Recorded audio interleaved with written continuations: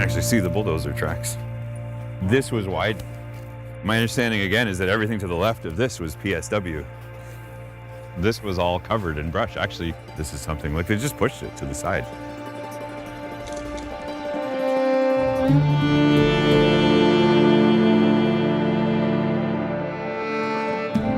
In 2016, the city told the public they weren't intending to develop in this area. In August of 2016, Niagara Falls City Hall was packed with people. The studies at the time were flawed, and there's no way that the city of Niagara Falls could proceed. So they went back to the drawing board.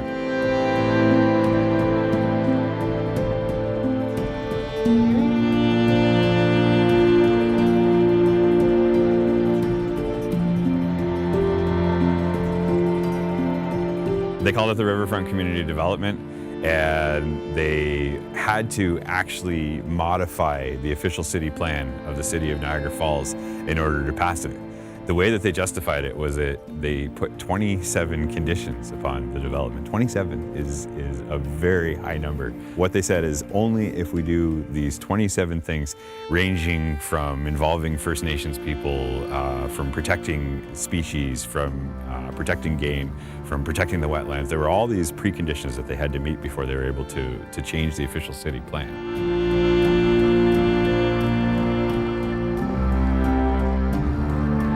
The city did give a recommendation contingent upon the 27 conditions. I believe that that's actually illegal. I believe that that's such an onerous amount of conditions that they actually worked in contravention of provincial law to change that plan because they went to such extreme lengths to have it done. And I do think that the Planning Appeal and Tribunal will see it the same way.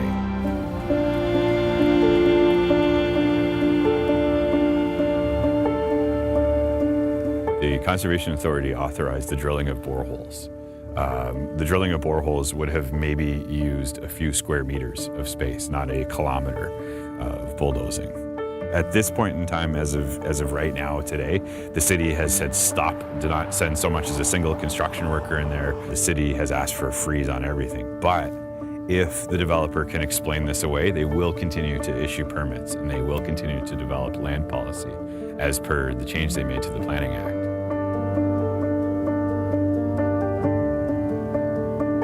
This is all connected, and the idea, again, of leaving this intact is that everything that's connected to something else will help other areas regenerate. Because again, it's not just what we see above ground, right? Like there's a bunch of underground connections that are holding everything together. Even the ground, you can see it's soaked. Like everywhere where we put a footprint, you can see it's already starting to fill with water just where I stepped. I mean, that's how alive and how wet this land is, how complex the hydrological complexes are. We need this water to live. There's very little doubt in my mind that bulldozing this area was done deliberately to try and disconnect these trees and this part of the complex from other parts of the complex.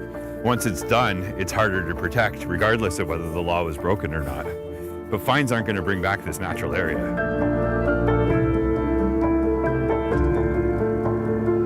The developer has no interest, and they've never had an interest in following the law.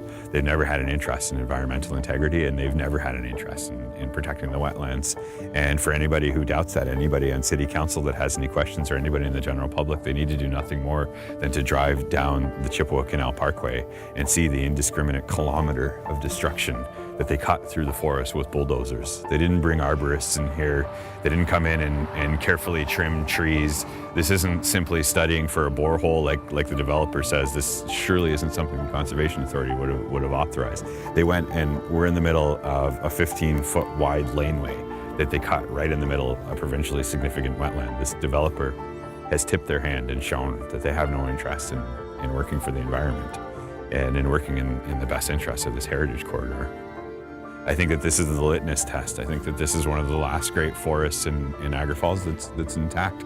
And I think that if they can find a way to use process and procedure to bypass their own laws, I think it'll soften laws in the rest of the region, and eventually it'll be all sprawl.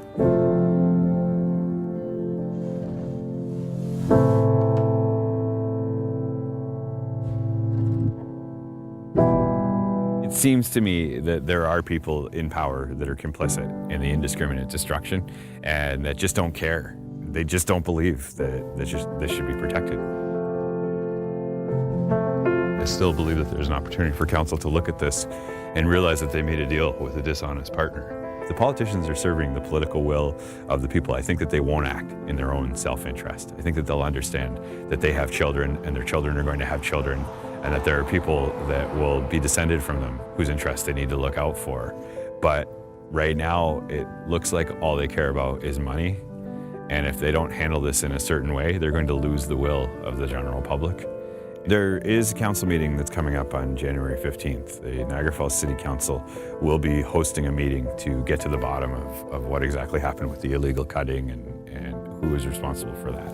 So the general public can definitely go on fb.com/STWF6, where we post all of the information around the actions that we're taking to try and protect the Thundering Waters Forest. Very specifically, the public needs to contact now their member of provincial parliament and plea with them to intervene on their behalf. And then they need to write a letter to council members at niagarafalls.ca.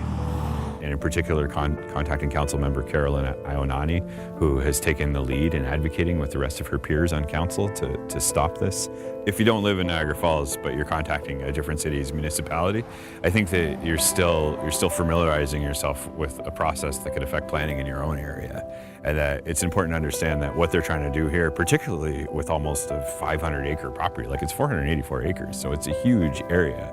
There are pockets like this in the rest of Niagara. So by writing to Niagara Falls City Council, you'll also be joining official correspondence, so you'll get updates. They will register your letter formally, so it will go into the city's agenda, and a public record will be created. That's the most likely step to stop any further destruction from happening.